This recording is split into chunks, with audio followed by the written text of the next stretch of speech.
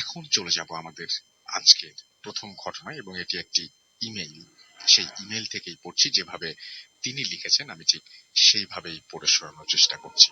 আসসালামু আলাইকুম রাসেল ভাই, আশা করি ভালো আছেন।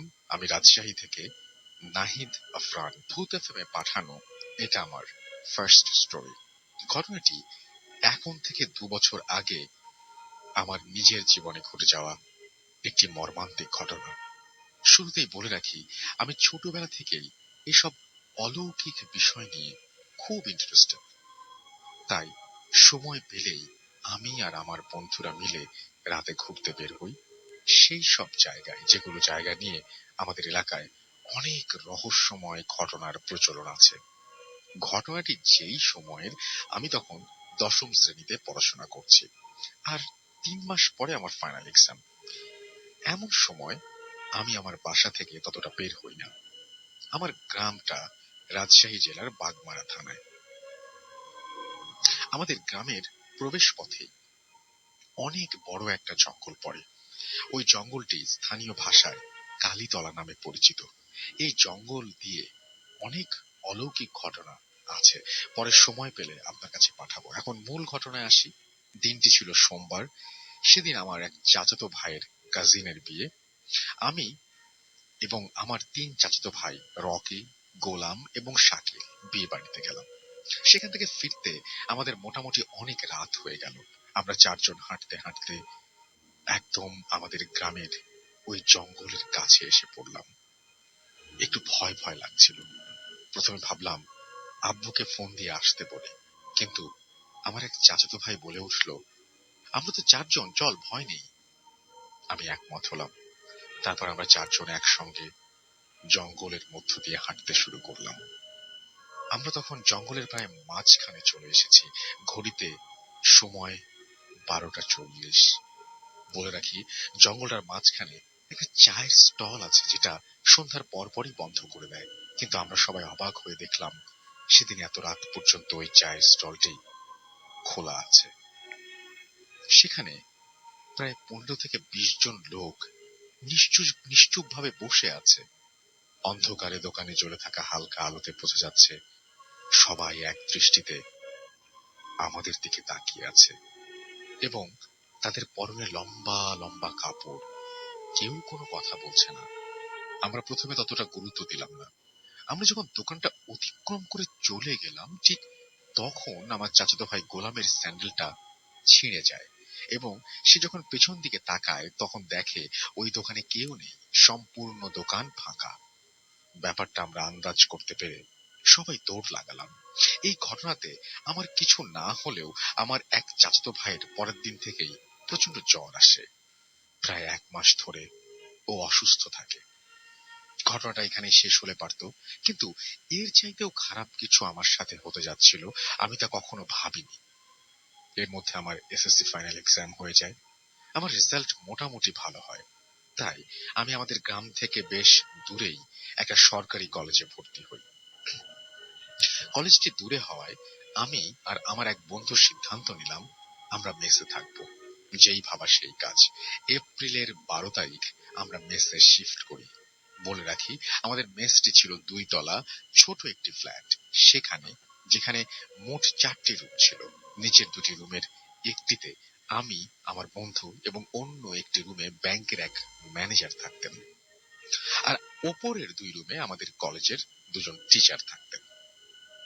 আর প্রতি রাতে বাসার মেইন গেট লক করে দেওয়া হতো, এতে করে কেউ ভেতরে বা বাইরে যাবার সুযোগ পেত না। প্রথম প্রায় 1 মাস কোনো সমস্যা হয়নি। তারপর ধীরে ধীরে সমস্যা উঁকি দিতে থাকে।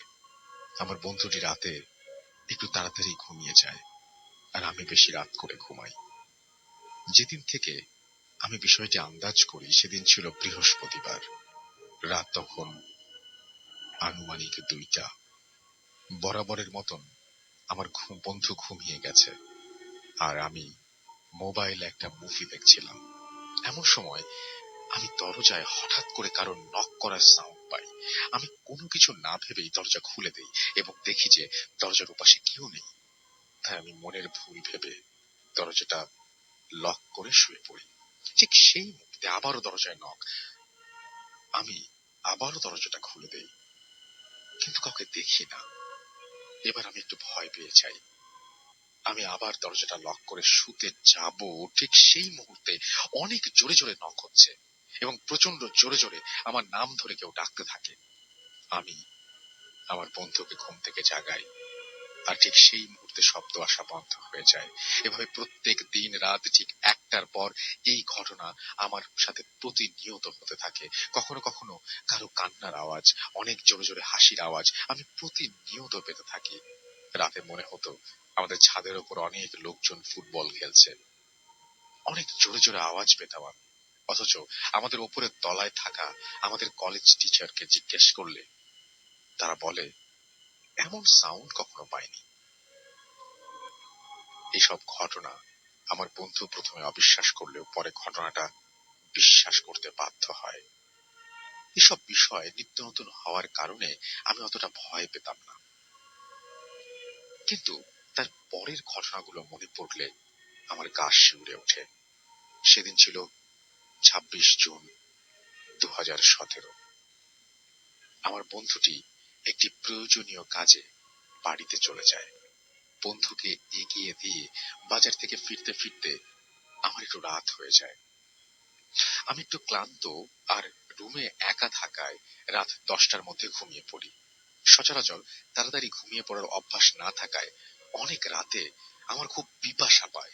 আমি পানি খাওয়ার জন্য খাট থেকে পা যখন ফ্লোরে রাখলাম, আমার মনে হলো আমি কোনো ভেজা জায়গায় পা রেখেছি, কিন্তু রুম কেন ভেজা হবে? হয়তো পানি পড়ে গেছে। এসব ভাবতে ভাবতে আমি যখন রুমের লাইট অন করলাম, তখন আমি যা দেখলাম তা আমি কখনো কল্পনাই করতে পারিনি। আমি দেখলাম আমার বন্ধু তার বিছানায় শুয়ে আছে। ওর গলা থেকে মাথা পর্যন্ত সম্পূর্ণ আলাদা, দেহটা ছটফট করছে, হাত দুটো অর্ধেক কাটা, সমস্ত রুম রক্তে ভিজে গেছে। রক্ত দেখে মনে হচ্ছে একদম তাজা রক্ত। গলা থেকে ফিনকি দিয়ে রক্ত বের হচ্ছে। আমি মাথাটি বড় বড় চোখে আমার দিকে তাকিয়ে চিৎকার করছে। আমি তখন কি করব ভেবে পাচ্ছিলাম না। আমি আর সামলাতে পারলাম না, জোরে চিৎকার দিয়ে দৌড় লাগালাম। আমি আমার রুমের দরজা খুলিনি, কিন্তু জানি না কেমন করে আমি রাস্তায় চলে আসলাম। অনেক জোরে দৌড়াচ্ছি, চতুর্দিকে প্রচন্ড অন্ধকার। আমি দৌড়াচ্ছি আর ওই ভয়ঙ্কর হাসিটা শুনতে পাচ্ছি, আমাকে বলছে তুই যত খুশি দৌড়া, তোকে ছাড়বো না। আমি দৌড়াতে দৌড়াতে এক সময় জ্ঞান হারিয়ে ফেললাম। তারপর আর কিছু জানি না। আমি যখন আমার জ্ঞান ফিরে পেলাম, তখন দেখলাম আমি আমার বাড়িতে। আমি নাকি আমাদের মেসের ছাদে অজ্ঞান অবস্থায় পড়েছিলাম। আমি আমার সাথে ঘটে যাওয়া বিস্তারিত সব ঘটনা খুলে বলি।